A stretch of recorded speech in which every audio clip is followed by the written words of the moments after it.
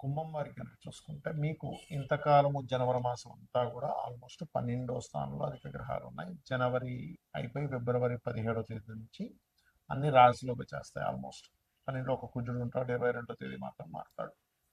అదేవిధంగా ధనస్థానంలో శని, పంచమంలో గురువు, సప్తమంలో కేతువు. ఈ యొక్క గ్రహస్థితిని అనుసరించి మీకు ఎలా ఉండబోతుంది, ఏ దేవత ఆరాధన చేసుకోవాలి, ఏ పరిహార మార్గం చేసుకుంటే మీకు బాగుంటుంది, ఏ విషయాల్లో జాగ్రత్త నిర్ణయాలు తీసుకోవాలనేటువంటి అంశాలు చెప్తుంది నేనైనప్పటికీ చెప్పిస్తుంది సాక్షాత్ లలిత అమ్మవారిగా భావిస్తూ. మీకు ఎప్పుడైతే 12లో అధిక గ్రహాలు ఉన్నాయో ఇక్కడ రెండు విషయాలు ఉంటాయి. ఒకటి, విదేశీ యోగాలు ఏవైతే ఉంటాయో విదేశీ యోగాలు చక్కగా సఫలీకృతం అవుతాయి 17వ తేదీ లోపల. 17 నుంచి మాత్రం కొంచెం ఖర్చులు కూడా తగ్గుతాయి, ఎందుకంటే 12లో ఉండే గ్రహాలు కాకుండా రాశిలో అన్ని గ్రహాలు వస్తున్నాయి కాబట్టి. కాకపోతే కొంచెం ఇమాజినేషన్, రకరకాల విషయాలు, చాలా ఎక్కువ వర్క్స్ పెట్టేసుకోవడము, ఎక్కువ బిజినెస్ రిలేటెడ్ పరంగా కూడా మనం బిజీ అవ్వడం ఇది కూడా ఇస్తుంది. కాకపోతే కుంభం వారికి 2వ స్థానంలో, అంటే మీ యొక్క రాశి నుంచి 2వ స్థానంలో శని భగవానుడు ఉన్నాడు కాబట్టి కొంచెం ఎంతైనా సరే మీరు ఫైనాన్షియల్ మ్యాటర్స్ విషయంలో కొంచెం జాగ్రత్తగా ఉంటూ ఉండాలి. పంచమ గురువు గుర్తుపెట్టుకోండి, పంచమ స్థానంలో ఎప్పుడైతే గురువు ఉన్నాడో ఈ యొక్క గురువు ఆలోచన స్థానాన్ని, సంతానం కోసం చేసే ప్రయత్నాన్ని సఫలీకృతం చేస్తుంది. కాకపోతే ఇక్కడ ప్రేమ వ్యవహారాలకు సంబంధించినటువంటి విషయాల ముందు కూడా కొంత స్ట్రెస్ పెరుగుతుంటుంది. వివాహ స్థానంలో కేతు ఉన్నందుకు ప్రధానంగా 2, 3, 4 తేదీలు ఎట్టి పరిస్థితుల్లో మీరు ఫిబ్రవరి మాసంలో వివాహ నిర్ణయాలు తీసుకోకండి. ఆ నిర్ణయాల వల్ల అనవసరంగా మనస్పర్ధలు వస్తాయి, పెట్టుకోండి. అదేవిధంగా ఫైనాన్షియల్గా మరింత గ్రోత్ బాగా పెరగాలి అంటే ఉదయం నిద్ర లేచి కాలకృత్యాలు తీర్చుకున్నాక మీ యొక్క పూజ గదిలో కూర్చొని కాలభైరవ అష్టకం, లేదండి ఆల్రెడీ మనకి ఇప్పుడు ఏలాంటి నడుస్తుంది కదా, దానికి ఏదైనా మంత్రం ఉంటారంటే కనుక ఓం అనాకలిత సాదృశ్య చుబుక శ్రీ విరాజితాయే నమః అనే మంత్రం చేయండి. ఇక ఉద్యోగ సంబంధించిన విషయంలో ఉన్న ప్రాంతం నుంచి వేరే ప్రాంతానికి వెళ్ళినట్లయితే చాలా అనుకూలంగా ఉంటుంది.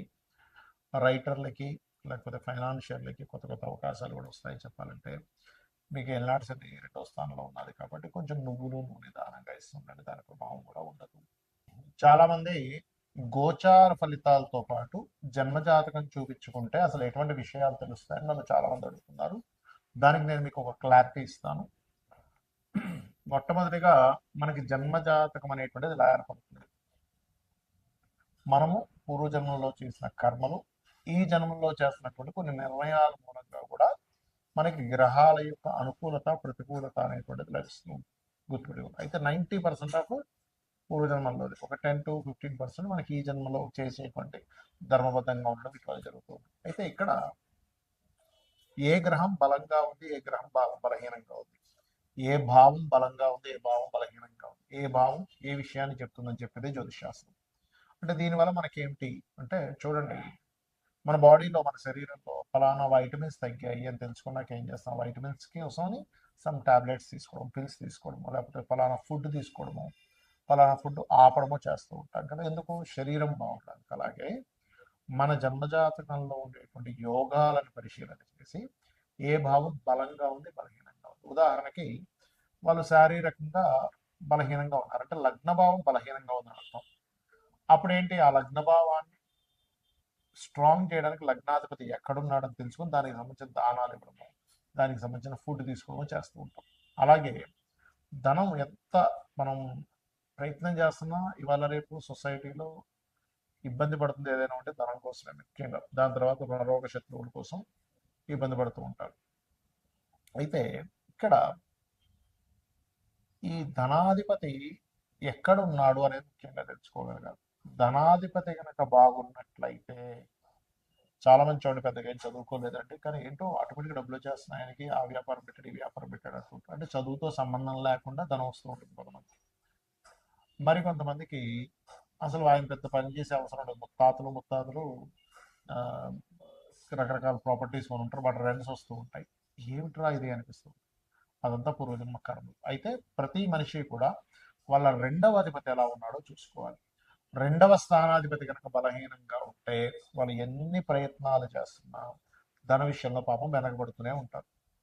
ఆ ఒక్క చిన్న లిటిగేషన్, అంటే చిన్న ఎగ్జాంపుల్ చెప్తా చూడండి. ఒక వ్యక్తికి ఇక్కడెక్కడ ప్లాట్ ఏర్పడింది అనుకుందాం. ఈ చెయ్యి కాలు తిమ్మిరి అయి పెరాలసిస్ వచ్చింది, సంథింగ్ అయిపోయింది. మీరు దీనికి మీరు ఎంత చేస్తున్నా సరే మీకు సెట్ కాదు అంత ఈజీగా. క్లాట్ ఎక్కడ ఏర్పడిందో అది కరగాలి. అది కరిగితే రక్త ప్రసరణ అయితే దాని వేవ్స్ కనెక్ట్ అయితే బాడీ మన బుర్రలో ఉన్నటువంటి మెదడులో ఉన్నటువంటివి ఏవైతే ఉన్నాయో అవి కనెక్ట్ అయితే అవి ఖచ్చితంగా ఆటోమేటిక్గా వాళ్ళకి సెట్ అయిపోతుంది. అట్లాగే మనం పూర్వజన్మల్లో ఎక్కడ ఏ కర్మ మూలంగా అక్కడ ఆగింది, దానికి సంబంధించినటువంటి విషయంలో మనం ఎట్లా తెలుసుకోవాలి అనేటువంటి విషయం చెప్తుంది జ్యోతిషాస్త్రం. కాబట్టి మీ ధనాధిపతి ఎవరు, ఆ రూపంలో మీరు కనుక చిన్నప్పుడు చదువుకోవడము, దానికి సంబంధించిన వర్క్స్ నేర్చుకోవడం ద్వారా బాగుంటుంది. అదేవిధంగా మనం చేసే ప్రయత్నాలు అనుకోండి, మనం ఏ దిశలో ఉండాలి, అలాగే సంతాన అభివృద్ధి, అసలు సంతానం ఎప్పుడు పొందితే మంచిది, సంతాన అభివృద్ధి అవ్వాలంటే ఏం చేయాలి, మనకి ఇవాళ రేపు అందరూ ఇబ్బంది పడుతుంది దేని గురించి అంటే రుణాలు ఉన్నాయని, రోగాలు ఉన్నాయని, శత్రుత్వాలు ఉన్నాయి.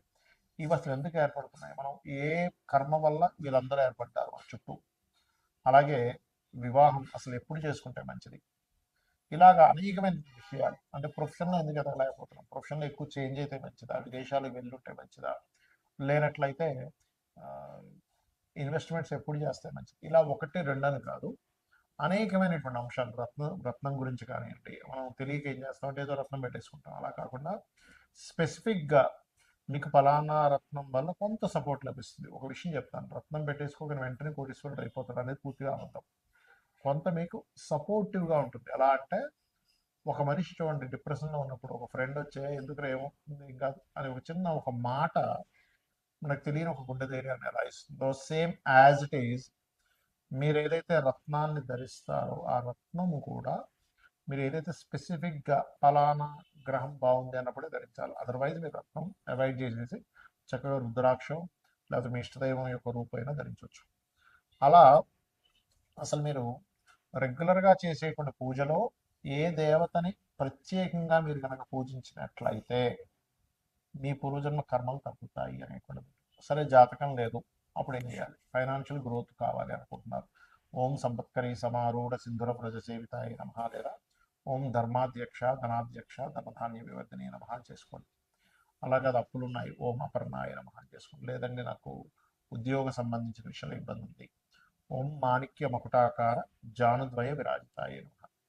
అలా కాదు, ఎంత సంపాదిస్తున్నా లేకపోతే ఏం చేస్తున్నా నాకు హ్యాపీనెస్ లేదు, లేదా బిజినెస్ ఇంప్రూవ్మెంట్స్ అవ్వట్లేదు అనుకునేటువంటి వారు ఓం ఇంద్రగోప పరిక్షిప్త స్మరతోనా భజంగికాయే నమః అని అర్థం చేసుకోండి. ఇలా ఒకటి రెండని కాదు, మీరు ఏదైతే అనుకుంటారో ఆ సంకల్పం మనసులో, అంటే మీరు పలానా ఉద్యోగం రావట్లేదు, ఓకే వివాహమే అనుకోండి, ఓం కామేశబద్ధ మాంగళ్య సూత్ర శోభిత కందరాయ. అంటే ఇక్కడ ఏంటంటే చాలా మంది చేస్తున్న మిస్టేక్ ఏంటంటే ఆ సమయం వచ్చిందో లేదో జన్మజాతకంలో చూసుకోకుండా అది రావట్లేదు అది అవ్వట్లేదు అని బాధపడుతూ ఉన్నారు. అంటే ఎలా అంటే ఉదాహరణకి ఒక విత్తనం వేసి ఒక భూమిలో ఒక విత్తనం వేసాం, చెట్టు వస్తుంది, మొక్క మొలుస్తుంది వస్తుంది. మొలుస్తున్నప్పటి నుంచే మనం చూస్తూ ఏమిటి కదా ఇంకా పళ్ళు రావట్లేదు పుష్పాలు రావట్లేదు అంటే అట్లా అదొక ఏజ్ వచ్చిన తర్వాత ఇన్ని సంవత్సరాలకి అది పుష్పాలు ఇస్తుంది లేకపోతే ఫలాలు ఇస్తుంది అని ఒక నాలెడ్జ్ ఉందనుకోండి, అప్పుడు హ్యాపీగా ఆ ఇన్ని సంవత్సరాల తర్వాత వస్తుంది అని ఒక ఫిక్స్ అయి ఉంటుంది.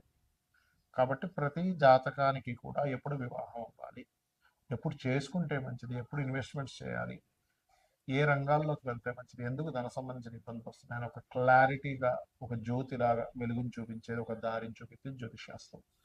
కాబట్టి మీరు తెలుసుకొని అమ్మవారి అనుగ్రహంతో మీరు చక్కటి ఆయురారోగ్యాన్ని పొందుతారని మనస్ఫూర్తి కోరుకుంటూ శ్రీమాత్రే నమః.